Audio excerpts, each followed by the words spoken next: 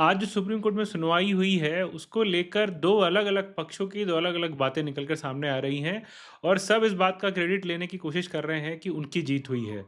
अगर आप बात करेंगे जो पक्षकार हैं, जिन्होंने वक्फ बिल के विरोध में सुप्रीम कोर्ट गए थे, उसमें तो एक तरह से होड़ लगी हुई है कि कौन ये बता ले कि उनकी वजह से ही सुप्रीम कोर्ट ने ये स्टे लगाया है और उसमें बड़े-बड़े राजनीतिक दल हैं। आप एग्ज़ाम्पल के लिए तमिलनाडु के मुख्यमंत्री एम.के. स्टालिन का आप ट्विटर पे बयान देख लीजिए। उन्होंने साफ-साफ सुप्रीम कोर्ट को धन्यवाद कहा है कि उन्होंने इस कानून पर एक तरह से रोक लगा दी है। जबकि ऐसा कुछ नहीं कहा गया है। सुप्रीम कोर्ट में सरकार की तरफ से दलील दी गई है कि उन्हें और समय चाहिए, तो तब तक सरकार स्वयं ही कोई कदम नहीं उठाएगी। पर इसका जो इंटरप्रिटेशन है सबने अपनी-अपनी तरफ से किया है। जो लोग 100 से ज़्यादा पिटीशन के साथ सुप्रीम कोर्ट गए थे, वो अपनी पीठ पर थपथपाने से नहीं पीछे हट रहे हैं और ये कह रहे हैं कि उनकी वजह से ही ये जो बिल है, वो अनकॉन्स्टिट्यूशनल घोषित किया गया है सुप्रीम कोर्ट से। जबकि ऐसा कोई ऑर्डर सुप्रीम कोर्ट ने पास नहीं किया है। 15 दिन का समय है, उसके बाद बाकायदा डिटेल में बहस होगी, उसके बाद ही कोई सुप्रीम कोर्ट इस पे ऑर्डर देगा। पर परसेप्शन की लड़ाई है, तो परसेप्शन की लड़ाई ही पॉलिटिक्स में सबसे बड़ी लड़ाई होती है। पर अगर राजनीतिक दलों की बात करेंगे तो राजनीतिक दलों में सिर्फ इसी बात की होड़ है कि समंदर में सबसे बड़ा जहाज कौन है, जो कि ज्यादा से ज्यादा मुसलमानों को अपनी तरफ खींच सकता है। और इसी की लड़ाई में सारे दल सुप्रीम कोर्ट गए हैं। पर राजनीति है, राजनीति में हर मुद्दे का अपना इंटरप्रिटेशन होता है और इसीलिए इस फैसले का भी अपना अपना इंटरप्रिटेशन